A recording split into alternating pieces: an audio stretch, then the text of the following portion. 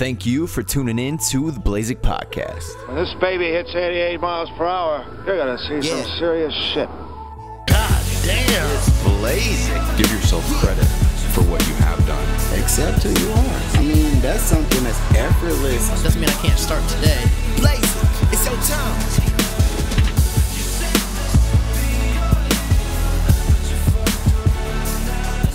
But it's good to get it off our guilty chest. I'm just Yeah. glad it's over, man. Me too, dude. Me fucking too. So where do you think you're gonna live next, man? I don't know. I mean, for anyone that doesn't know, I mean, I haven't been very public lately. Like, I don't. For anyone that doesn't know, Tyler Keenan lives at home with his parents. Let's go. Never would have thought that I would be doing that, let alone be like cool with it and happy with it, and that my parents would be cool with it and happy with it. But yeah, man, the way things went down after I got back from Asia, it's like I don't need the job I got a job in August. I don't need to be anywhere for it. And I think eventually I'll need to be in Seattle. But until then, I'm just kind of chilling, saving some money and thinking about my next move. Because the advantages of being in a city like Seattle or, you know, LA or Austin or wherever, any major US city, you go there and you pay a premium. You pay more money than you'd pay in Wichita for access to things and to social settings and to job opportunities and to culture, and to even simple things like live music or certain types of activities that are happening in a major city. You know, there's just more people, more groups of kind of nuanced things that are happening. You can find your tribe, and you can, you know, even with things like dating, there's just more people to date and to meet, more friends to make. So Is that what you miss most, or what do you miss most about being in a city? there's just an energy to it. Yeah. Like I've been drawn to that since I was younger. Like my first trip to Los Angeles with my brother, we went, I don't know, I must have been 18 or 19. And just the vibe of the city, and, you know, everything's moving and growing, and, you know, people are there for a reason. Like, especially like a place like LA. Granted, you could say, oh, LA kind of draws in people that might be seeking a lifestyle that's, I don't want to judge it, but people go to a major city for a reason. Sure, there are people who are born there and are local, but most of the time, if you meet people in a city, especially like New York or something, or even a Seattle, people choose to go there to build something, to build a life, to get a better job, to be around a certain type of people, or politics. And so there's an energy to that, right? You can feel it. And so I just miss that, man. Even when I came to visit you 3 weekends ago, even just driving into KC, because I've been in Wichita for a few months now, driving into KC, just seeing the skyline and seeing tall buildings, and although the energy of the city isn't what it, you know, was before COVID, it was still exciting. Like even Kansas City was like, damn, like this is cool. As I pulled in, I was like, maybe I can move here, right? So I don't know. I just like the energy of that, at least in my life right now. Maybe there'll be a point where I'm not so drawn to that. But the point is, like, all of those advantages that I've been talking about, COVID kind of cancels that. So you don't have the social outings, you don't have the amazing cocktail bars, you don't have the live music, you don't have you know, situations where you're going out with friends and meeting new people. And so without those things, without the advantages of a major city, why would you pay the premium? And you're seeing a lot of people leave, you know, especially places in California. Like New York and New York. It's like the shit that you're paying for is not available to you. So why would you stay? And now that companies are letting you go, you know, letting you work remote, the incentive is almost zero. So for me, it's like, okay, I can stay in Wichita, Kansas for a few months, spend some unexpected time with my parents, which is something I never thought I would get to do. In Seattle, I almost was never able to come back. So I get some extra time with my family. And the alternative is I go to Seattle, I rent a tiny studio apartment, furnish it, put a desk there, pay and stay inside. two grand a month to just sit there. Especially if you're in a more liberal city. Like if you were in Kansas City or Dallas, even Austin, dude, I think you'd be able to go out though. So It seems like people in Texas are going out. Yeah. Yeah, I think like Florida, Texas, I mean honestly like Kansas City. Yeah. It is different, like it's not the same buzz, but I think that you could still justify paying the price to live there because those are all, well, not all of them, but some of those are cheaper cities as well. Yeah, I've definitely thought like, and I know Austin's kind of hot. It's been hot for a couple years, but more than a couple years. But I thought, oh, maybe I'll just go to Austin because I spent 4 years in Seattle and I love it, and I'd be happy to live there again, but. Dude, you're totally right though. Like I know, especially back in in my more unfulfilled days, I would talk about moving around all the time. You know, where I wanted to live next. But the energy is exactly what I was looking for. Like when I was in this place, I felt like, so like we'll just use Colorado. When I'm in Colorado, I feel like my mindset shifts because of the energy I'm around. So like if I'm in Dallas, let's just use that example. When I was in Dallas. And I'm hustle bustle. Everyone around me is moving. Everyone's trying to out stunt the next person. And this energy is like, doom, doom, doom, doom, doom. And you feel that. And it's like, that's kind of fun in a way too. But then you go somewhere else and nobody's like that. Everyone is just so chill and mellow and like nature. And your mind just like, it's crazy how quickly, I'll speak for myself, how quickly my mind can, I'm like a chameleon in that way. I can just switch right into the mindset of other people around me. So it's like a superpower in the sense of if I use it in a good way, but if I am around energy that's bad, like I can quickly dive right into that energy. Yeah. No, I think that's spot on, man. Like it kind of reminds me when I turned 30 in August, so a few months ago. And I kind of like, I had this little tweet storm because I wanted to reflect. I wanted to do something to reflect. You know, when you hit those milestones, you don't want to just let them pass. And so I kind of reflected on like, I was just jotting down some of the main lessons that I think were most important for me. And one of them was what we're talking about now. It's move to where the opportunity is. And kind of like further down on that, it's where you choose to live is more important than what you choose to do because of what you just described.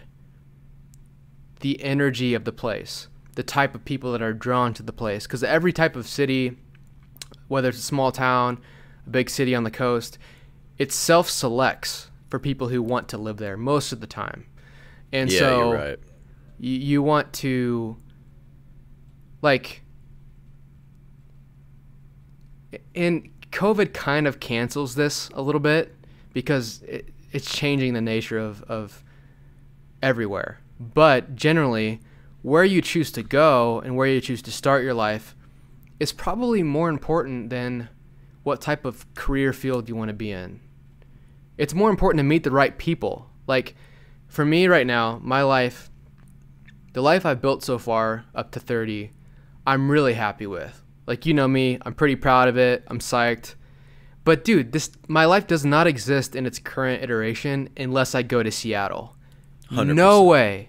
No 100%. way. Without going to Seattle, without these tiny little random happenstance things that are happening to me, the people I'm meeting, the job opportunities, the fact that Seattle is kind of like this tech hub. Without that, I have no idea who I'd be. So, sometimes I'll, and that's not even counting the growth and personal development and struggle you have to when you move away and you're just by yourself. Like that in itself is a journey of progression and figuring shit out. Like, damn, can I even do this by myself? How am I gonna do it? And figuring shit out. So that's like just, to me, that's just as important as like what you were describing, the job and the people. Yeah, it's like it's both. It's like what you just described of the pain of rebuilding and of starting new and being vulnerable, it's required. You can't move somewhere new and start a new life and avoid this type of pain, vulnerability, of just running into the walls, like just dark times, not knowing people, learning really harsh lessons. I think people overlook like how hard it is to meet people when you move somewhere, because you can be the most social person in the world, but people already at our age, people already have their friend groups, and for you to like come into their friend group, you really have to pass the test, and it's not an easy thing to do, because they're like, that's how I feel with my friend group. I don't want just people coming in. So that was always a struggle for me in every city that I lived in. I had people that I was friends with. That's completely different than having a true, solid, good friend group to me. Yeah. And I think that's just the nature of like getting older, is that you just close off a little bit, man. And it's not personal. Like, for example, with your friend group, it's not that you don't want to meet new people. It's just that people are busy. You don't get to see your friends that often. And when you do, you just want to focus on them. It's more like an energy thing and an attention thing. And you have to have boundaries. You can't just let some stranger take up your time and attention when, well, shit, I'm busy. I get to see this friend group once every 3 weeks. It's not that you're a dick. It's just that, like, hey, I care about these people and I'm going to focus on these people. So you can understand why, if, for example, I go out to a bar by myself and I'm just trying to meet people, and let's just say there's a group at a table. If I walk up to the group and say hi and be like, hey, can I sit with you? Sure, they might let me sit or chat, whatever. They might be friendly. But for them to really open and say, let's invite someone new into our group, like really bring someone in, that's hard to do. It's just hard to do. Even the first part's hard to do. Like, when you explained that situation, my initial gut feeling was like, oh fuck. Like, yeah. and I don't like that that's my initial thought, because it's kind of rude. And I've been that person before, but you're right. Like, I just want to be with my friends, and so I get both sides of it. But yeah, there definitely is like a huge struggle and learning to be okay just going out by yourself and try and enjoy it just as much as if you were with people. Like, I know being social definitely had a lot. Like, when I lived outside of Kansas, and maybe you'll relate to this, maybe not, but I thought I was way more independent than I was. I thought, like, I didn't really need people. I thought I was happy. I thought that just talking to my friends on the phone, and I thought that me staying busy and doing stuff that I enjoyed, like, I thought that would make me happy. And I didn't realize how unhappy I was till I came back to Kansas City and then, like, started hanging out with friends again and just grabbing random Tuesday night wings and stuff like that. That, for me, was the game changer. I'm like, oh, my God, I miss this so much. Yeah. The community is so important, and I learned that during my travels a little bit about the importance of that. And, right now, I don't have that. Yeah. And as we talk about the challenges of meeting people as you get into your late 20s, early 30s, what happened to me in Seattle was I made close friends at work. But now, like, you and I are both, we started new jobs in a pandemic where we're not going to meet our team. I might meet my team in 2021 at some point. You may never, but let's just say I never do. So now, work does not fulfill that social need that it used to. Man, 3 years at my last company, I enjoyed going to work because I got to see people, like people I liked. We'd chat in the kitchen, or we walk to, the coffee shop and get a coffee. These tiny little intimate moments with your coworkers can be amazing. And now we don't get those. So now it's like, okay, well, I have to look somewhere else for that. Where do I look for that? Right now I'm in Wichita. I don't know anybody here really. So I can't necessarily just hit up an old friend. What's the alternative for me? Dating apps, right? Well, dating apps have changed with COVID. Like, people are on there, but they're not necessarily looking to meet. They might be looking for a virtual connection, just to text. They might be on there just because they're so bored. But dating's not the same because, of course, because there's an illness that spreads airborne. So it's just not as easy to meet strangers or go out to bars. So that's definitely something I've been focusing on. And by focusing on, just kind of accepting. It's not that I'm being complacent. It's just that I have to embrace that, like, right now, for me, it's not going to be a very social time. I'm not going to have a ton of community right now. But I know I can build that when it's time to. And I know I had that for a year while I traveled. Like, the total opposite of this, where I was meeting people every day and forming amazing connections. Well, now it's just me, bro. Like, you, me, and Joe, we text every day. You know, you and I, we send voice notes every day almost. Well, I haven't been sending them as much lately, but that's kind of my community. Like, you and Joe are my community. And a few other people. Do you feel the void in a way, though? Like, it feels way different than in person, right? Like, when we all hung out a couple weekends ago, like, just how much different was that? Crazy, right? Yeah. I don't know, but even the texting, it does hit for me. It does, like, feel like, damn, I have a community. Like, if you guys were to disappear, then I would be, like, concerned for myself. But that's what you're almost talking exactly what I meant by when I lived in Dallas and I would call my friends and talk to my friends. It felt kind of like a community until I actually experienced it. And then I realized, oh, that was just filling a void. And not when you say filling a void, it kind of sounds negative, but meeting a need. Meeting a need. Yeah.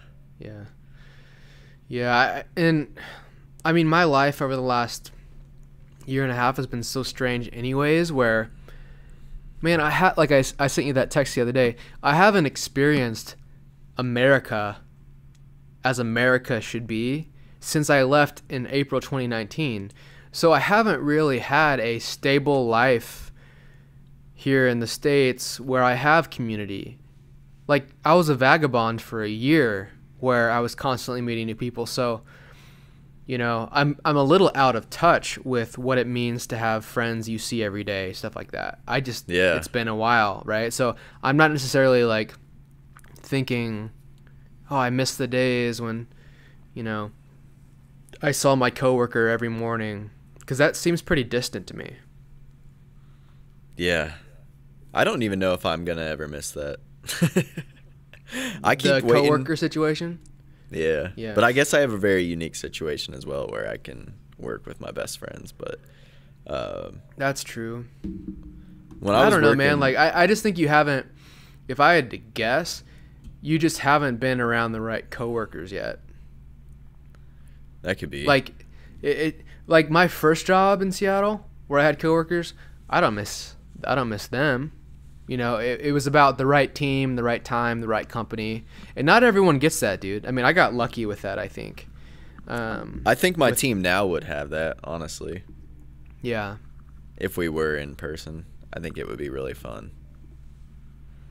Yeah, it's hit and miss because you don't get to choose that your Dude, team, I haven't even... You know? I should probably update people because they may not know. So I'll look at the camera for this. I actually started, I think I talked about it a little in the last podcast, but that was before I actually started the job. I started a sales development representative position at a startup out of San Francisco. So I've been doing that for 4 weeks now. And I'll be honest, I was scared to accept that job because my life was easy before I accepted that job. Like, I never once lost sleep over work. I never dreaded work. I enjoyed work. all of that, but there was no challenge to my life or challenge to work. And there was, I mean, obviously there was no reward for that as well. So I got the job offer and I accepted it, and I was shitting my pants for sure. But yeah, I'm 4 weeks in and just like so happy. Like when I'm working, I just can't even believe that it's my job. It's crazy. Like I Friday I was just literally like smiling. Like I can't believe I'm getting paid to do this. It doesn't even feel like work. I'm having fun with everything I do. I love my manager. I love my team. Everybody's awesome in the company, and it's crazy, dude. I can't even, it doesn't feel real. Yeah, man, I love hearing you talk about it like that. Because you took a, I mean, you did some amazing shit there. Like, the way you went about deciding to, like, seek out these roles, you know, around selling, and the way you got this role was just wonderful, and the way, you know, your manager chose to hire you, all that was so, like, authentic and natural. And the nerves, that's like the best part, is that you're scared. Yeah. You know what I mean? Like, jobs don't need to do everything for us. Like, they don't need to be the social, like, they don't need to meet social needs. They don't even need to meet creative needs. They should meet financial needs. That's the reason a lot of us do the work that we do, is to make money. But what I love about, like, the transition you described is that you were content with what you were doing before, but now, like, you can see upside, and it scares you because you're in new territory where you don't necessarily know if you can do it. Like, you know in your head that you can do it, but you haven't proven to yourself that you can do it. And yeah. You know, when you're in situations like that, that's where life is, man. Life is there. Like, the whole cliche of, you know, life happens at the end of your comfort zone. That's true, bro. Like, you're stretching it out, and it's just like, this is where, like, you find new versions of you. You don't find new versions of yourself when you're just fucking chilling and you're content. And it's a paradox. We should be content. We should be happy. But if you feel compelled to try something new and learn a new skill, or try something a bit more intense, like, you should always go for that. And you've done that, and you committed to it. Like, you left what you were doing and you said, I'm going to commit to this new role. And you're only a month in. Yeah, and, like, my confidence is growing like crazy just because of, you know, I have been getting results, and that's, like, I needed that. You know, I did need a good first month because my confidence was a little shaky.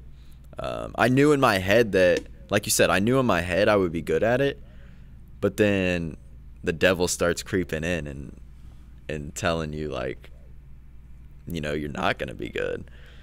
And so I'm glad that this first month is going well, because it's almost like completely eliminating that, and then it's given me a ton of confidence. I feel the most confident I've ever felt in my life right now, hands down. Like, yeah, not even close.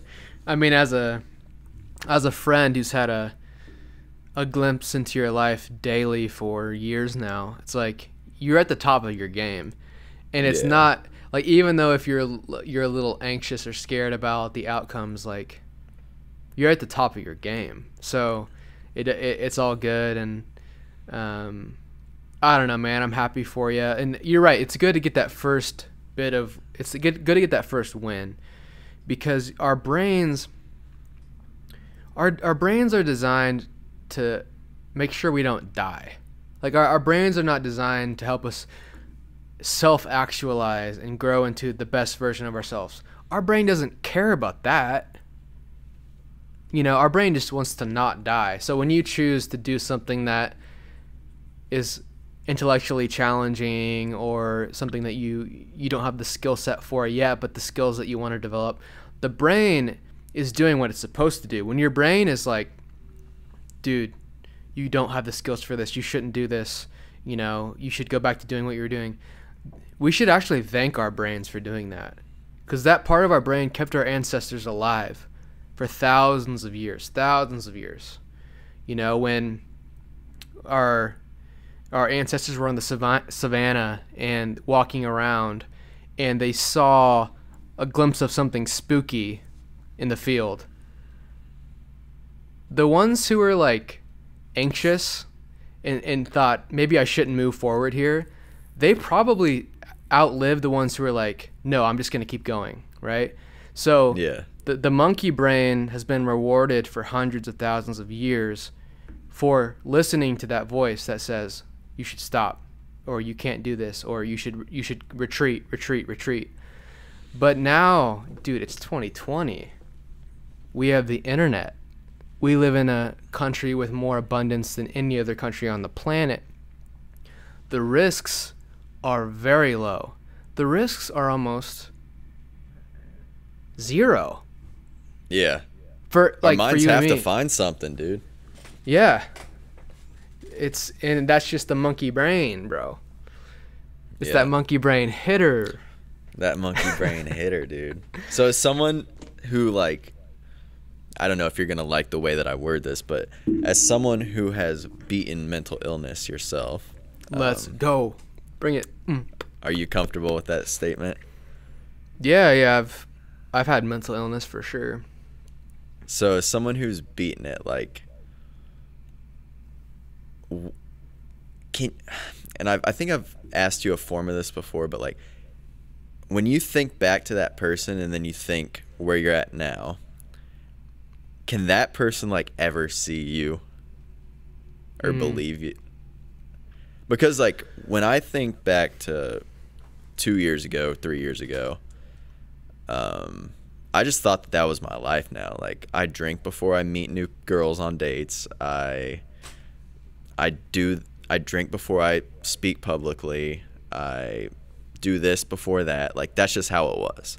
And now I'm like starting to overcome these limiting beliefs, and each time I overcome it, I'm like, oh, I can do that now. It's this weird confidence thing, and I almost feel like I'm waiting for something to happen that's not gonna happen, because in my old existence of that belief, like, you know, I was just anticipating the panic attack and it came, but now I anticipate it and it doesn't come. So then I start thinking about it less, and it's just like all momentum. Yeah. Yeah, I think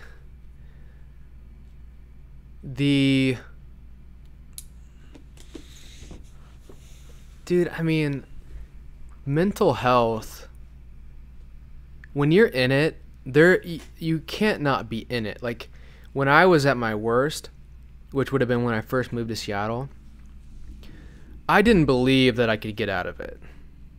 Similar to you, how like as you're getting out of it, it's kind of weird. Like, Yeah, you're scared, right? wait, shouldn't this be happening? Like, wait, this happened 20 times the last time I did this. Shouldn't this be happening? And then it's like a self-fulfilling prophecy. Which is dangerous, huh? Yeah. And I mean, for me, I was just lucky I had tools. Like, I had therapy. I did that for a long time. I went on SSRIs, which you know. I can't remember if I mentioned that on the last one. But like, for example, I had been on SSRIs to help me with my stuff. And I got off of them when I got back from Asia. And as I got off of them, I was kind of nervous. Like, because when I Not too when long ago. Yeah, it was recent, dude. Like, that's a big accomplishment that I've done during quarantine that I don't give myself enough credit for. And we can talk about why I don't necessarily need to frame it that way. But I remember when my therapist was like, hey, you know, SSRIs tend to be helpful for people that struggle with what you're struggling with. Would you be open to trying them? And I was like, no. Really? I had these limiting beliefs around the pharmaceutical industry and you know, these meds being overprescribed, and, you know, fear about the side effects. And essentially, like, my path with these medications, and the reason I'm talking about it right now, is that I was having an issue. I started SSRIs. It dialed down the mental issue, the mental illness, the voice in the head. It freed me up a little bit. It made no dramatic change in my life outside of the fact that I just had less bad days, man. There was no, for me, and I know there are side effects for some people, and you know, don't jump to meds right away, but I hate that sometimes people say like, oh, you shouldn't be on antidepressants or anti-anxiety. Like, these are tools that you can use to heal, and that's what it was for me. So I went on them, and they freed me up to do more work in therapy and do more exposure in the real world. And I was on them for a while, and then I got off of them, and I was thinking, what's gonna happen? Like, maybe my brain's gonna go back to like it was, you know, years ago, and I'm gonna totally relapse, and my life's gonna fall apart. And when I went off of them, which would have been earlier this year, nothing happened. It's the same, like, it's all fine. Like, my journey with SSRIs is just nothing but beauty. When I started them, they helped me create some space in my mind to do more work.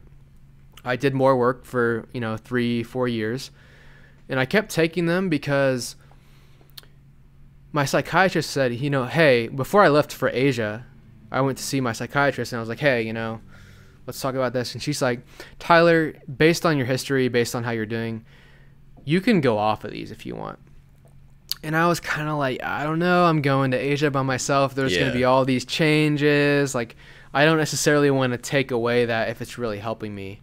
And so when I got back, I ran out of the meds, and I was like, cool, I'm just going to go without them and see how it goes. And no change. Like, my life is just still great. You know what I mean? So for me, the SSRI path really worked. I know it doesn't work for everybody, but no shame in that. If you're considering it, you should. I mean, I don't think it should be your first option. I think chatting with a therapist for an extended period of time is really helpful to get through these barriers. But, I mean, life's short. Why not try things to see if it helps you be happier? That's my take. Yeah. Yeah, I mean, I feel a little guilty, like, for not, as much as we've talked about therapy and how beneficial it could be, I've just dodged it for, like, so long. Mm-hmm. And then now it's, in my mind, I'm like, well, I don't even need it now. But I know that that's probably the time where you should do it. Yeah.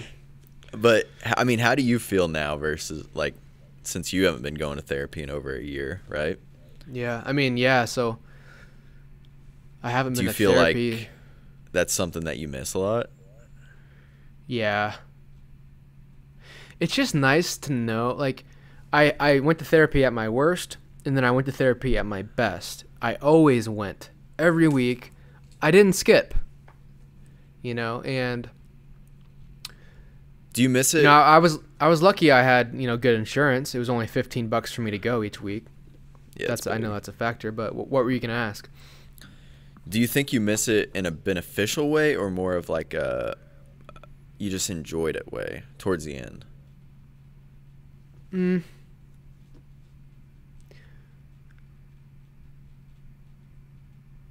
Yeah, that's a good question. Like, it kind of ebbed and flowed. So let's just skip the year or two where I was really unhealthy mentally.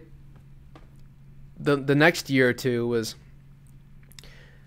me probably talking about stuff at work or stuff in my relationships or stuff with dating. Like, I would tell my therapist about my relationship or breakup or work. And that was really helpful, right? Even when I wasn't in a mode where I needed intense help to work out some intense issue, whether it be mental health or working out some, stuff from my past. It's just kind of nice to know that, hey, on every Monday, I can go talk to Nancy, and she's just going to listen.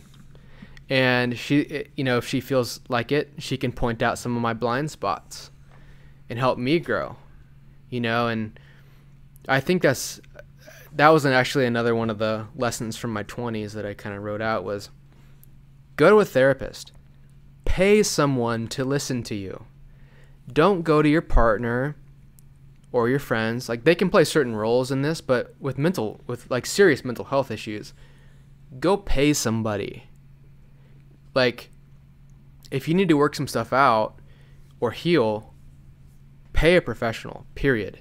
Don't put that on your partner. That's unfair. Your partner is not a professional. And that's, like, they should be there to support you, but, there should be boundaries in your life. There should be boundaries with your friends and with your partners. And a therapist is, like, the ultimate resource to work things out, get honest feedback, because they're a professional. And in the case for my therapist, she knew me for 4 years. She knew all about my past. She had seen me evolve and change. She had seen my relationships. She knew my patterns. And how much is that worth to have someone who's a professional who can say, Tyler, maybe she says, Tyler, in your last relationship you did this. Do you notice that you're kind of doing that again? Or she could say, hey, Tyler, do you remember what you were doing in your last relationship? Look how far you've come. Like, do you realize how important that can be to have somebody tell you, look how far you've come? Like, that's amazing, man. Like, I get emotional just thinking about that. Like, that's amazing to have that. Because when you're stuck in your head for years, you probably don't even see the progress you're making. But working with someone like that on a long-term basis, wow, bro. It can blow your mind. That is a long time to work with one person. But it even felt good when the other day when you told me, like, I don't remember what you said, but you're like, dude, look how freaking far you've come. Like, you're dating women, you're not getting, like, attached to these certain, like, situations or, like, expectations of going on a date. And like, I mean, dude, 2 years ago I was a fucking simp, dude. The betaist. I mean, sometimes the CEO of what? Oh, I can't wait to hear this. I don't know. I was going to come up with it on the spot, but then I was pretty happy I interrupted it. Me. Yeah, man, sometimes you need that perspective. You need someone to normalize. Sometimes, like, all my therapist did was normalize. What do you mean by normalize? To take something that you say or an experience you had and to take it from just your life, your experience, because I'm not living your life, you're not living mine, and we're not living everybody else's life. But a therapist talks to hundreds of people, maybe thousands over their career. And what they can do is when you say something, and I'll just use the example of your work. Let's just say you go to your therapist and you're like, I'm so nervous. I just took on this new job and I'm not sure I can do it. You're kind of working this out. You're stuck in your head, but your therapist can say, they can zoom out like the Hubble telescope and give you this context of, like, Blazik, you just took a new job. Everyone's anxious about their job. Like, they can help you understand that, like, you're not alone, and they can help you understand that your experience may not be unusual, or if you think it's unusual, they'll help you understand that. I just lost my track of thought. What did I just say? Wait, are you serious? Yeah. No, I was talking about.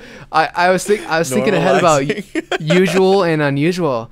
I said if you think what I wanted to say was if you think your experience is unusual, they can help you understand that it's usual. And then I was gonna say something about if you think your experience is usual, they can help you understand that it's unusual, right? So if you think that something in your childhood was usual or normal, they might say, Blazik, actually, maybe that's not so usual. Maybe that is unique to you. Maybe that is something that we should talk about a bit more. Because you don't know. Like, that's most of the childhood stuff. You don't know. Like, you're just a kid. This is the universe. This was my mom, my dad. This is what happens. But a therapist could be like, Blazik, let's talk a bit more about that. Like, that kind of sounds like a challenging time in your life. And you might think, challenging? Really? And then you're like, yeah, I guess that kind of was. You know what? That was really hard, actually. But you never even realized it was challenging because that's just what life was. And so they can kind of help you identify pain points that previously you thought were just how life goes. Would you say that if you didn't do therapy, your life would be dramatically different?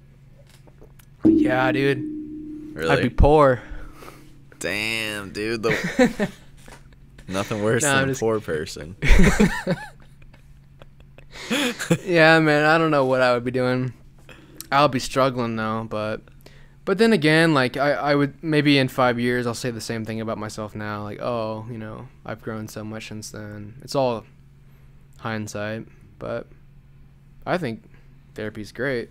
It's pretty crazy because, like, I feel like every year in my life I've always looked back and been like, if I look back at me 2 years ago, it's always just like a ridiculous image. Like, what the fuck was I doing 2 years ago?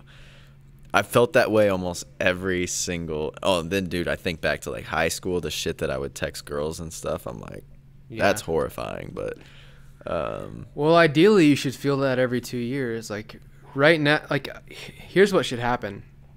In 2 years, you and I, we rewatch this podcast and we cringe. You know, like, I don't know, man. dude, I think that's think- probably likely. I think that we should still. Dude, maybe we'll cringe that we even did a podcast. You never know. We'll be like, But I those think- egotistical fucks. I don't know, man. I think it's like the price of admission for being a human. Like you should always kind of be embarrassed Starting a of yourself. podcast. Oh. Well, apparently everybody's starting a podcast. I mean, Yeah. No, I think I thought you're about right. it. Like, I thought about it when COVID first started. dude, you think about a lot of things and don't. Dude, I follow think through about with them. doing so much shit that I never Dude, do. you're the most famous YouTuber on this earth in thoughts. That's true. See, man, here's my thing. I think I have a lot to share. Okay, cool, whatever. But I don't feel like it's my time to like I'll share it with you on this podcast. But like you see a lot of people giving a ton of advice.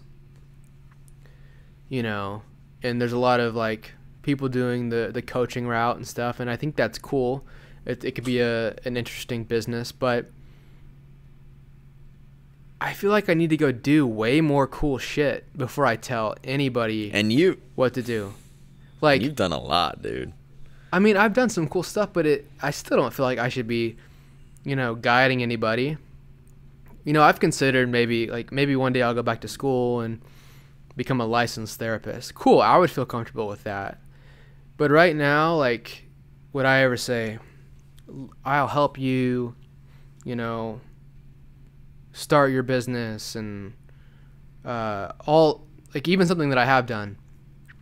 I'll help you find a way to travel the world and to do it for a year. Like, that's something I've done, but I still don't feel like it's on me to, like, I don't feel Qualified? like, Is that the yeah, word you're yeah, looking for? precisely. Yeah, sorry, my camera stopped recording, so I got distracted.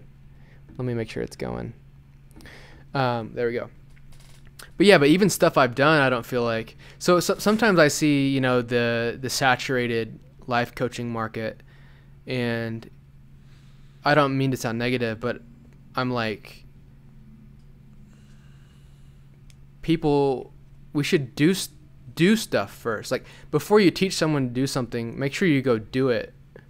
And most professionals who have achieved excellence in their field, they teach people for free. They give advice away for free. You know what I mean? Like Gary Vee. Like Gary Vee. Precisely. No, I don't know, man. It's interesting. I like that there's so many ways to make money on the internet. I think that's awesome. Yeah. I don't even know how we got to this, but apparently it's on my mind. Because I like the idea of just helping people all day. I'm sure you do. Like, you have a podcast, partly because you want to help people, right? A lot of the reason, yeah. Yeah, because I mean, I like why the would- conversations, but it's a lot of fucking work to record it and edit it. It's not fun, dude. Like, the podcast is fun. Yeah. But everything else fucking sucks, dude. Yeah. So no, yeah, even it's before we definitely- started this, it was like as I was plugging everything in, I was like, I get why you have resistance to it. Well, It's kind that's of just the annoying. start of it, dude. That's Yeah. But yeah. But- I do enjoy helping people, yeah. It feels good. Yeah, like with that YouTube video I made in Seattle. Dude, I Yeah. thought I made that as a practice run because I thought I was going to make videos in Asia, and I didn't. But now that video has like 24,000 views, and like it really makes me happy that I made that, you know, and I didn't expect that to make me happy. Just Have you seeing thought the about how comments- deep that is? How deep? Because it's not like you freestyled and then put a video on YouTube and it got Yeah. 24,000. It's like you had a very specific, like, here's how you can move to the city of your dreams and like survive. I think what surprised me the most about it was it felt extremely personal. Yeah, because Like, people would every- comment and be like, "Hey man, I just moved to New York City. Thanks for your like," or they'd say like, "You inspired me to do like that." Shit's Yeah. crazy. And it's like most of the stuff that I talk about in there is very unique to me. I talk about, first staying in a hostel. I talk about mental health, my issues with that. I talk about getting my first sales job. I talk about a breakup. Like these are things that are really just about me, but it's like the more personal, the more universal. It's like I didn't expect it to kind of get the feedback it did, and I think it's really Dang, cool, man. that's a dope quote. The more personal, the more universal. Yeah, it's like you think, oh, this won't be relatable, that I was, I was living with my girlfriend and we got too comfortable and we broke up. You think like, oh, that's too personal to really scale, but it actually does scale because everyone can relate to that in some regard. And so that's Do you what ever happened with get- that video. Do you ever get timid or like maybe unsure of how much you should share about your life? Because I know I feel that for sure. Like the last thing I want people to think is that I'm looking for attention or I'm looking for like sympathy, because that's not the case. But I do know that the more I like dive into what's actually going on in my life, the more people it's gonna like relate to. And then I've always said this, when I hear people talk on podcasts that are going through shit that I'm going through, it's like my like anxiety's cut in half immediately. I've always felt that. Yeah. But like, do you feel that like battle of like, oh my god, I hope people don't think I'm doing this for attention? Or I don't really feel that, but I'm not the one with the podcast. Like, I get a pass on that because this is your podcast. You know what I mean? So, but I have made those videos, right? And it's like, why even make that video? Or even today, why would I tell strangers or even acquaintances and friends who watch this, why would I talk about the fact that I was on medication, antidepressants?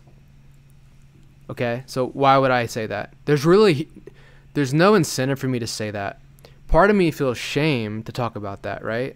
Because, dude, no one wants to admit that, like, oh, I had some issues and I needed help and I tried a pharmaceutical.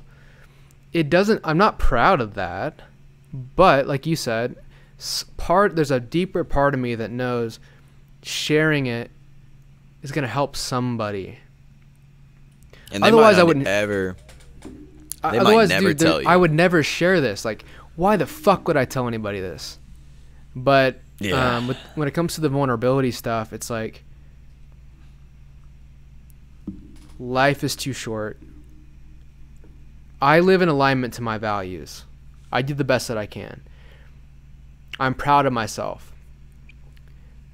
The reason I'm proud of myself is that I know my values. And when it comes to Tyler Keenan's values, no one lives more in alignment to those values than Tyler Keenan, right? So we should all be extremely happy. If we know what we value and we live in alignment to that, No one's better than you at that. So when you feel that type of confidence, you can say things like, I was depressed, or I needed help, or I went through this tough process, or I went through this breakup. Or why? Because you can just be at ease with yourself. You don't need to hide stuff because you're happy with who you are. That's what it's about. It's not about like what you're doing, really. It's about who you are, who you're becoming. And if you're really content with that, I mean, you shouldn't, maybe there's stuff that people shouldn't share if they're not ready to, but for me, it's like, this is about as vulnerable as it gets. I don't really know what else I could share that's more vulnerable. Like the conversations you and I have had on our podcast, I don't really know what I could share that's more vulnerable than that. You know what I mean? Like that's like the deepest layer of me. And I think you would say the same for a lot of the stuff you've talked about with your journey, and even talking about your insecurities about work. That's like the deepest level of you. I don't know where we could go. I don't know where we could go that's more vulnerable than that. And I think that's pretty cool, man. I love that you say, like, no one can, or what did you say? Like, no one lives more in alignment with your values than you. Is that what you said? Yeah, that's dope, dude. Because, like, with the, it like, people tell me that I'm vulnerable a lot and stuff, and I know they tell you that too. But, like, in my mind, it doesn't click like that because I just feel like, as anxious as a fuck as I am, I'm also, like, confident in a way too. Right. Because I don't even know why. I can't connect those two things, but, like, there's anxious me, and then there's, like, probably overconfident me. And I think overconfident me is just like, oh, that's who I am. Like, almost with, like, the way that I visualize myself. And dude, this is going to sound so cocky, but I'm going to say it. The way that I visualize myself on the podcast, I feel like I need to live up to that person. And that person is super vulnerable and, like, tells the truth and does what needs to be done because he knows the benefits that come from that. And he knows that the most successful people that do stuff like this, they're open, they're vulnerable, and all that shit. So, like, I feel like when I hop on this mic, like, I almost, like, flip a switch to be like, okay, I need to be the best version of myself for this to even be worth it. Right. And that version of yourself, that best version, is in alignment to your values, not somebody else's. Exactly. You're not thinking like, oh, I need to be the best version of myself, and that looks like Joe Rogan. Like, I need to be like Joe Rogan. You're not thinking like that. You're thinking, based on my values, I need to be the best person I can be. Yeah. I think that's a good point, man. Which was a combination of, like, everything that I've listened to, because I've listened to a shit ton of podcasts, and it's the ones that I've clicked with where I was like, okay, like, why do I click with this? Oh, it's because he's, I've never got to this point, but, oh, he's crying, telling his story, like, and that makes me feel a certain way. And I can't believe how, like, strong he's being to do that. I mean, you think about Dak Shepard, dude. How crazy is that shit? Like, he was straight up lying to his audience about his sobriety, and he nutted up and admitted it. But that's like, I can't imagine anything harder in the fucking world than admitting to your audience, who probably likes you because of your sobriety, a lot of them, and saying, like, I've been lying to you. Can you imagine? Like, that's living in alignment with your Jesus, dude. Yeah. Podcasts are interesting, man. As far as, like, we listen to connect, right? Like, ideally, if someone is listening this far into this conversation, it's because they're connecting with us somehow. It's not like the content we're sharing is great or super applicable or useful. It's just more like, it feels like it's just you and me talking. Like, this is how we would talk in a room. It's not, this is just like the cadence in which I like to talk, and same with you. But I think when it comes to, you talk about that confidence of being that person, it's like, I think sometimes people misinterpret that confidence doesn't mean like you think you know or that you're great. Confidence can be, you can be confidently insecure. You can be confidently anxious. It's like confidence is really, to me. You mean anxiously confident or confidently anxious? I think you can be confidently anxious. Like you can say, this actually happened during a work call last week for me. I was on a Zoom call with my it was my RVP of sales, and it's like a book club. We're talking about this book, and it's around virtual selling, and the chapter we were talking about was about like emotional intelligence and managing disruptive emotions. And even as I was talking to him through Zoom, and there was a group of people much more senior than me, and I was feeling anxious actually, because I was like, I'm the new kid. I was actually like the lowest ranking of anybody in the meeting, and we were talking about this exact topic, and I actually just said honestly, because I was talking about managing disruptive emotions, and I told him, I was like, the truth of my experience right now is that I'm actually feeling anxious talking to you. Like I can feel a tightness in my chest. I can feel intrusive thoughts. And I can actually replicate that experience right now. But you can feel the sensations of being angry, being anxious, being whatever, but still be at ease and confident and like present. I think like confidence for me is just like being at ease with whatever is happening. Even when you're feeling something. Yeah, it's like, oh, I know I'm gonna come out of this. It's like, dude, I just, I don't feel great today. A quote that kind of fucked me up that relates to this is, and I think I said it as a joke like last week, but Mike Tyson said, in order to be brave, you have to be scared. Dude, that fucked me up, bro. I was like, holy shit. Like, yeah, if you don't feel scared, then there's no way you can be brave. Like, so yeah, a lot of feelings, and with my past of anxiety, I don't know that's something that I should go to therapy for. I don't know what's normal to be scared of. I have no clue. I don't know if I should be nervous for something or not. Like, I really don't know. Yeah. And I think, because you'll call me out on shit like, dude, why? I can't believe you're like thinking down that path. But yeah, I mean, to that point, like, I love the thought of, in order to be brave, you have to be scared, because it like kind of closes the loop. Like, everyone feels scared or anxious at some point. It's not like people are just superheroes. Yeah. Like, and even it public also speakers or whoever. It also crushes dreams in a way, because it says there might be aspects of your life where you think you're being courageous, but you're not. Right? That quote?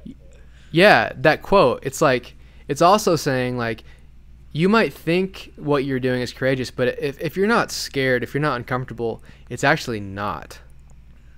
Damn. Like, it's a requirement. Like, I do think that subjective bravery requires discomfort. Otherwise, it's just action.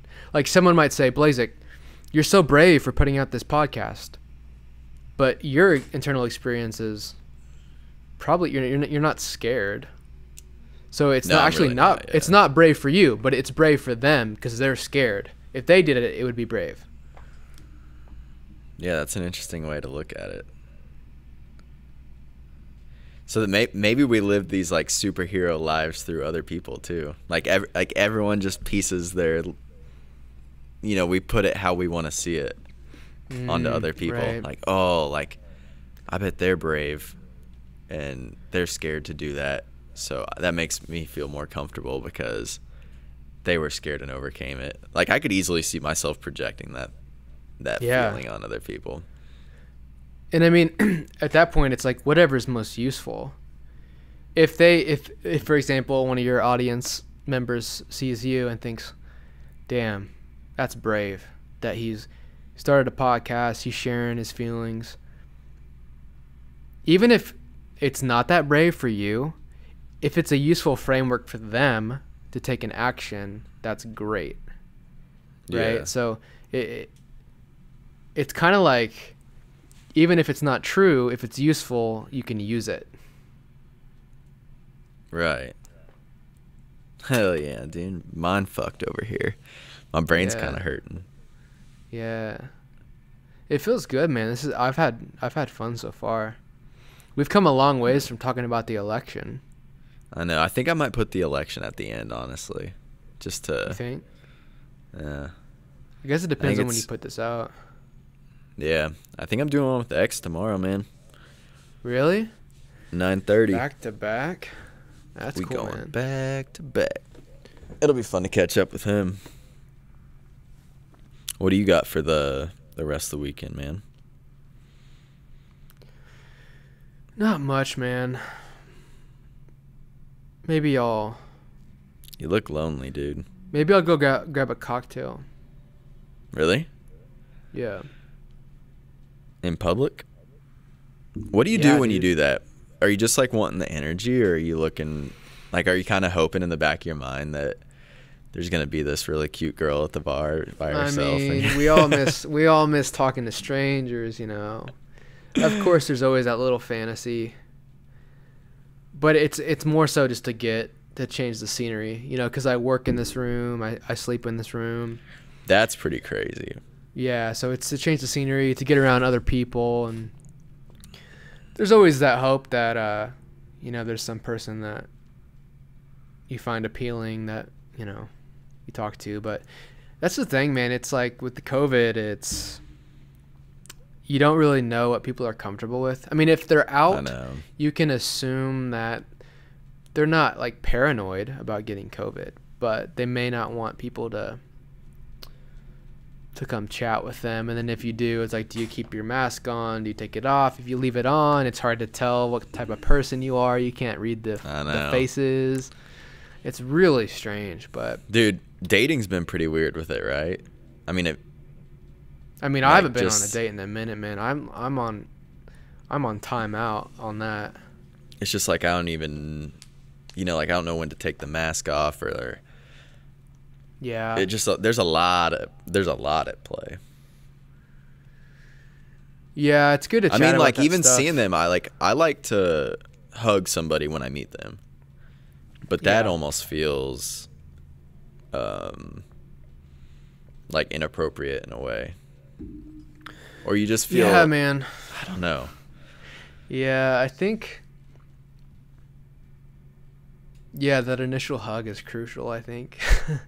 But it's hard. I think the last time I went on a date, we didn't hug on the first date. Because you know, it just depends, I think. But it's good to talk about it. Like, there's a person I've been chatting with, and we just talked about it because I was kind of like. What I've struggled with a little bit is that, like I mentioned earlier, I think people aren't as inclined to meet. And so I met a person or two who say, you know, I'm not really trying to meet yet. Like, maybe I'll meet later at some point, because maybe they are around family or around grandparents, so they just don't want to risk it, right? But like, dude, I don't need a fucking pen pal. You know, Dude, that you hate tell you all that, the time. huh? It's like, I text you, I text Joe, and I have some other friends that I text. I don't need to text more people. And so, like, with this other person I was chatting with yesterday, I just cleared the air and said, hey, you know, I'm on these apps to meet people in person. Like, if that's not the case for you, that's okay. But let's talk about, like, your perspective on that. Because, man, it's just a weird time. Like, we should all just feel safe, but I think it's important that we get that stuff out there early when it comes to meeting new people. Like, what's okay, what's not okay. But it is weird. Which it's a man. hard conversation too, though. Or not. It's not super hard, but it's awkward. Yeah, it's just, it sucks that we have to even talk about it. Right. But Fuck, I got some shit going on, dude. I need to end this. I'll tell you what it is after we stop recording. what, dude? You can't leave me hanging, bro. Oh my god. Dude, maybe they'll have to fucking listen to the next episode to find out what happens next.